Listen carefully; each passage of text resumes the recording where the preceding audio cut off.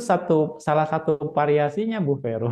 Itu jadi salah satu variasinya yang kadang yaitu terjadi lagi mesra-mesra gitu kita sehidup semati. Tentunya kehidupan berikutnya bisa jadi kakak adik gitu.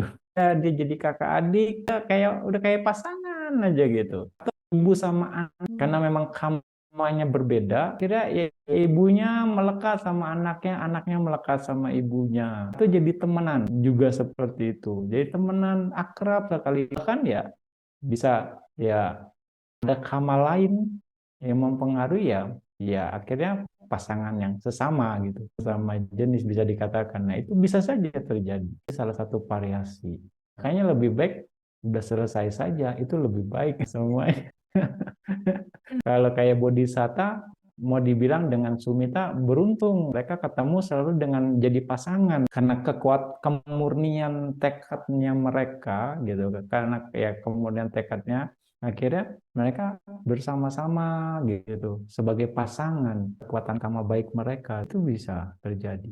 Sebagai putu jana kita tidak akan terhindar untuk ke sana karena mungkin karena kita mempelajari sesuatu sehingga karena cukup mengerti akhirnya kita tercetus secara alamiah seperti itu memang nggak bisa dihindari ada dan kalaupun sekarang nggak ada kemungkinan dari masa lampau keinginan itu pun sudah terbentuk bahwa tanha itu ingin menjadi ya itu kita nggak bisa hindari kita nggak bisa juga tolak itu sekarang kita punya cadangannya di masa lampau ya keinginan itu jadi nah ini yang uniknya hukum karma yang unpredictable itu begitu misalnya kita nggak ada keinginan apa-apa kita ngerti dhamma saat ini pokoknya sekarang nibbana sapacayo hotu saja deh begitu misalnya terus kita akumulasi nibbana sapacayo ngerti nggak ngerti nibbana sapacayo hotu oke lalu misalnya menjelang detik-detik kematian, ada karma yang kita buat di masa lampau muncul. Ketika kita sedang membuat karma itu, di saat membuat karma itu ternyata kita punya aspirasi. Mungkin tanpa disadari, kayaknya bagus juga kalau kalau jadi seperti itu ya. Kadang tercetus.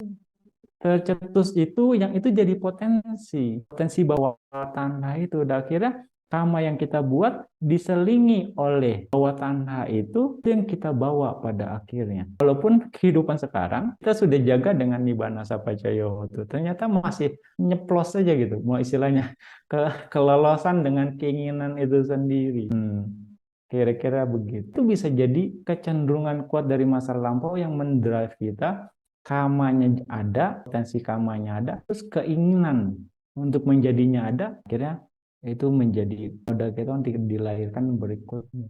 Kadang tanpa kita sadari, kita juga berpikir, enaknya begini nih, kalau ini ya,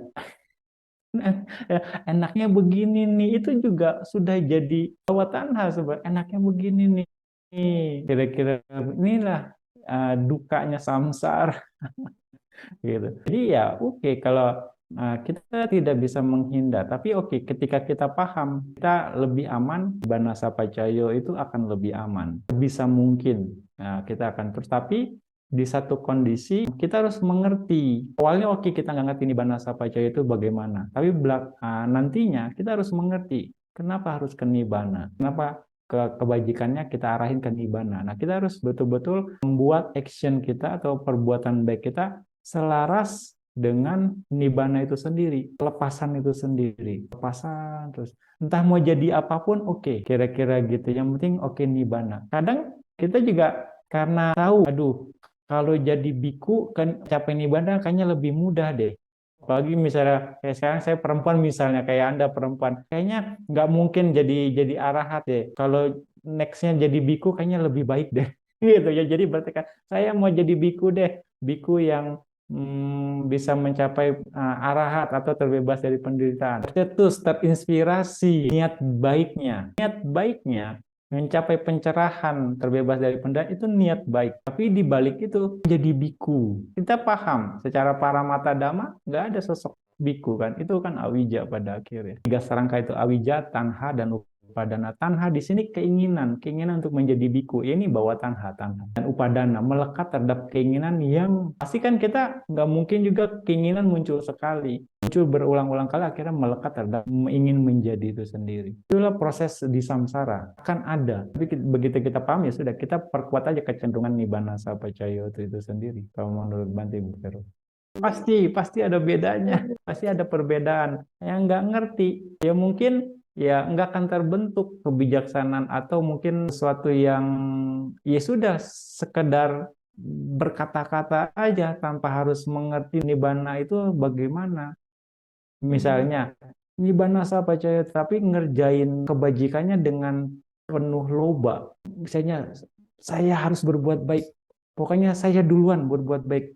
Misalnya gitu. Ya kan? Nah itu kan berarti masih nggak selaras dengan tujuan nibbana sendiri, yaitu terbebas dari kemelekatan ya tanpa loba gitu kan. Ada yang tanpa sadar seperti itu. Saya dulu. Supaya pas saya mencapai nibbana cepat.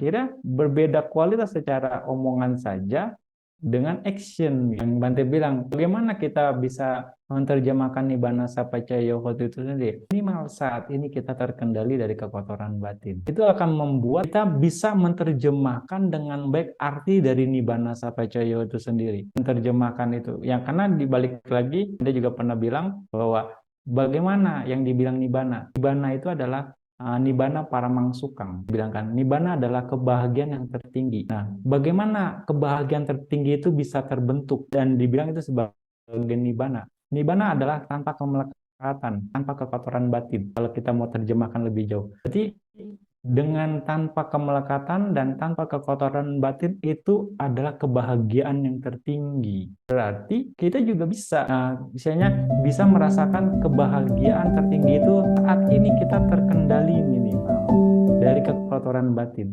saat ini. Dengan begitu kan kita nggak nambahin kekotoran batin. Bagaimana dengan tidak menambahkan kekotoran batin? Ya, pikirannya kendalikan dengan tenang, dengan damai.